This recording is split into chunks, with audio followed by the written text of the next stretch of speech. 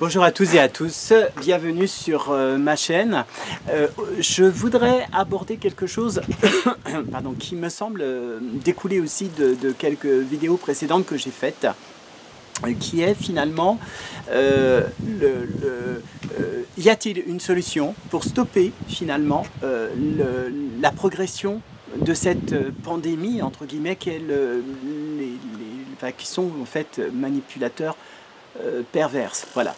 Ça me semble être important de penser que tout ça aura une fin, à mon sens, le jour où on cessera de voir l'humain comme une machine à réussite. Lorsque l'évolution sociétale se fait, j'en ai parlé un petit peu avec l'homoparentalité, mariage pour tous, eh bien, dans le cadre du travail, l'évolution peut se faire que si on comprend qu'il est possible de réussir son propre parcours personnel sans avoir à manipuler. Alors c'est bien beau ce que je raconte, mais c'est du rêve à l'état pur, hein, ça n'existe pas. Pourquoi dans une entreprise, et là je fais appel finalement aux entreprises, n'y a-t-il pas une sorte de charte de formation qui permet par exemple à un encadrant de pouvoir faire en sorte de tenir une équipe soudée. Ça paraît idiot. Imaginez, vous êtes dans un bureau, vous avez un travail à faire. Aujourd'hui, on parle beaucoup déjà dans des espaces d'open space. Maintenant, c'est la grande mode où tout le monde, il n'y a plus de bureau hermétique, sauf celui du chef. Il y a éventuellement un lounge. Mais bon, voilà. En général, on sépare bien les gens et on essaye de faire en sorte de se retrouver soit devant la machine à café, soit dans des réunions qui d'ailleurs sont aussi le moment où les gens peuvent échanger, mais on oblige finalement les individus à pas forcément échanger sur leurs sensations.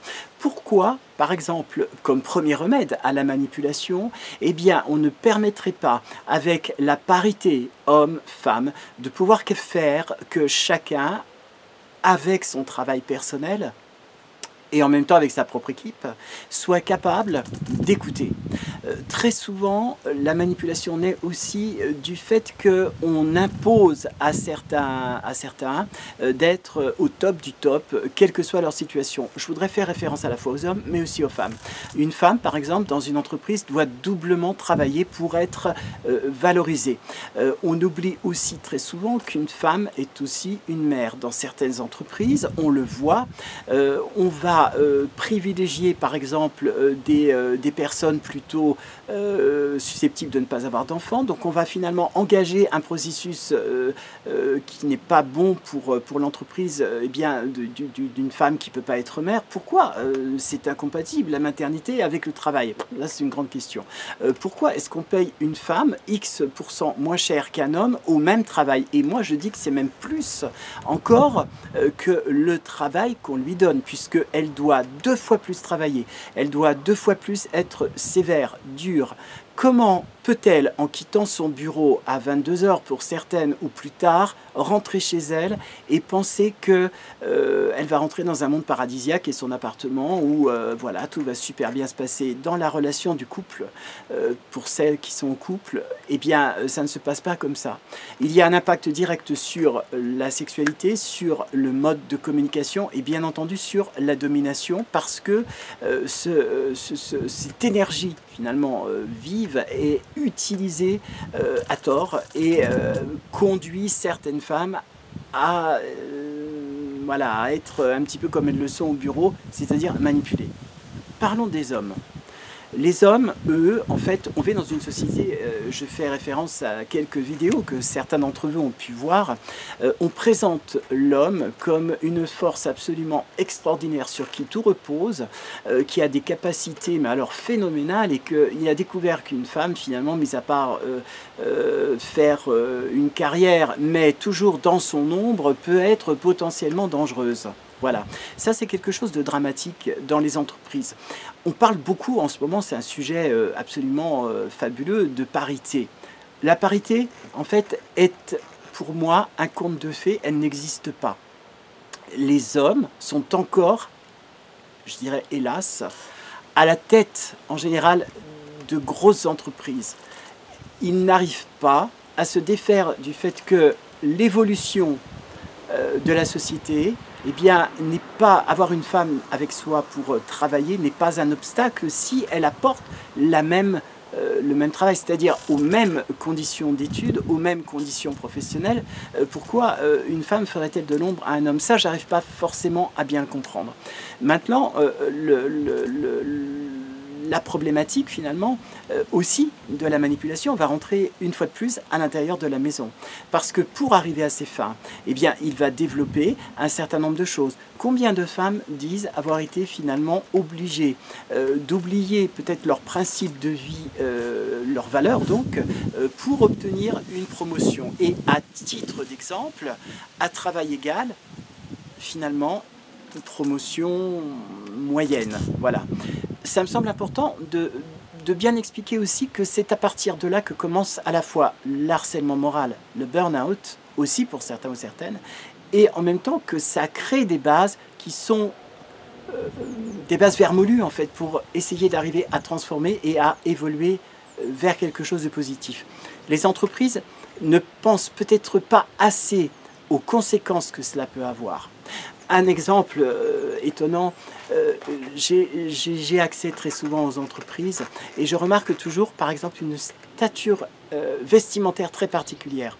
Un homme va être en costume, toujours dans des costumes dans des tons gris, pas du tout accepter la couleur. Les uns et les autres se critiquent après entre eux en disant « Ouais, t'as vu à quoi il ressemble? S'il y a une touche de couleur, c'est pas bien. » Pour les femmes, il faut qu'elles aient une tenue vestimentaire plutôt sexy, qui encourage finalement au bien-être visuel, en tout cas, de leur partenaire homme. Et ça, c'est quelque chose de terrible parce que finalement, ça crée finalement des inégalités. Déjà, une femme et un homme sont, à mon sens, égaux dans tous les sens du terme. L'un sans l'autre ne peuvent pas vivre, hein, ça c'est clair. Néanmoins, la société telle qu'elle existe et telle qu'elle est faite, elle évolue. Aujourd'hui, on est capable de prendre en considération qu'un stress trop important, des études qui ont été faites dans les mêmes endroits, dans les mêmes écoles, dans des grands cursus, eh bien, chacun de celui qui a réussi ou de celle qui a réussi a les mêmes valeurs potentielles et les mêmes potentiels. Néanmoins, attention, parce que le travail de sape va commencer lorsque on commence à gérer une équipe. Par exemple, dans une équipe, vous avez 4 ou 5 ou même plus de personnes sous vos ordres. Qu'est-ce que vous allez faire? Vous allez voir qu'à l'intérieur de cette même équipe, vous allez avoir des gens qui vont interagir entre eux pour profiter d'une faveur et sont prêts pour ça à faire n'importe quoi, de la délation, de la critique. Mais ce n'est pas quelque chose de positif dans le sens où ça va entraîner par effet ricochet à des réactions qui vont être des réactions d'une rare violence, c'est-à-dire écraser pour y arriver. Et c'est là le drame de la manipulation perverse.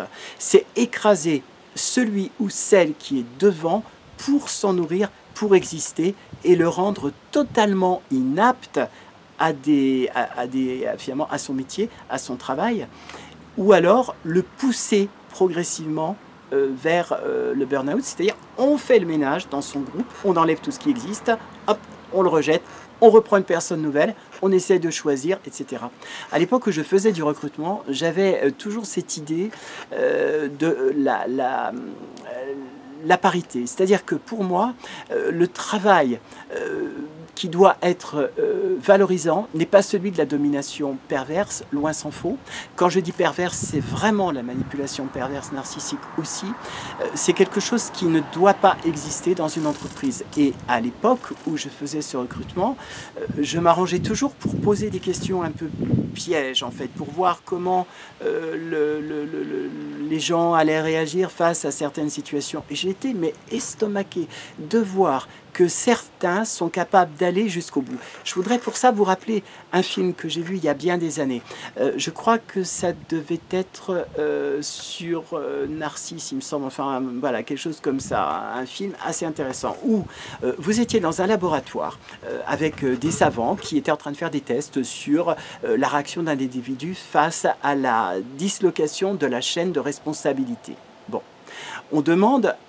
Il y a un homme qui est assis sur une chaise et quelqu'un est censé lui envoyer une décharge électrique. Au début, l'individu va dire non, j'ai pas envie. Le film s'appelait I-Comicar. Voilà, c'est parce que en fait ce film, peut-être je l'ai vu tellement de fois que du coup j'ai oublié son nom. Eh bien, l'individu va apporter au premier abord, va dire non, non, non, je ne veux pas le faire, c'est pas possible, je vais lui faire mal. Et progressivement, si vous regardez les scènes du film, eh bien, on se rend compte que les gens finissent par accepter d'appuyer sur un bouton pour électrocuter l'autre, puisque de toute façon, il lui envoie des décharges, donc une douleur, hein, et que c'est normal, puisque c'est un supérieur qui lui demande. Ce qui est intéressant dans ce film, c'est que le principal, donc, la personne qui était prise à qui on infligeait de soi-disant douleurs, en fait, était un acteur, ni plus ni moins. Mais c'était assez révélateur de notre société actuelle.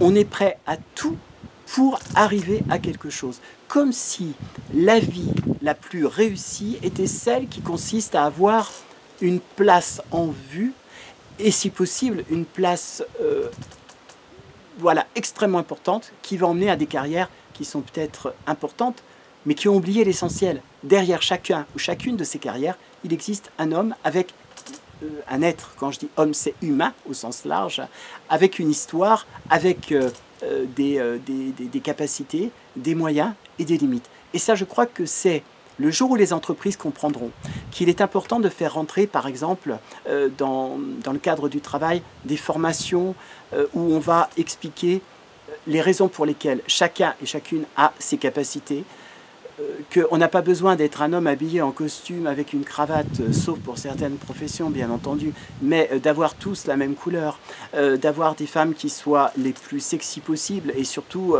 quand elles sont mères, attention, là elles sont plus du tout intéressantes et leur carrière va s'arrêter. C'est quelque chose qui ne devrait pas exister, c'est le début même à mon sens de la manipulation perverse parce que c'est faire en sorte que une idée prime sur une autre et surtout une idée prime au détriment d'une autre. Et ça me paraît être relativement important. Pour terminer, je vous propose de participer un petit peu à cette chaîne en vous y abonnant. Voilà. Vous avez pu le constater, je ne parle plus de mon cabinet, mais vous avez en tout cas en dessous la possibilité de trouver tous les renseignements sur qui je suis, ce que je fais, et pourquoi est-ce que je le fais. Voilà. Ça me semble important, encore une fois, de bien définir qu'on ne peut pas simplement imaginer que la manipulation, elle est que dans les strates privées, mais que les deux sont interconnectés. Et croyez mon expérience, la vie que j'ai eue dans différents pays m'a montré que chaque idée est bonne à prendre et qu'il n'y en a pas une qui doit primer sur l'autre tant qu'on garde le principe, quand on est en entreprise, qu'on est là pour créer de la richesse, mais pas pour écraser un tel ou une telle.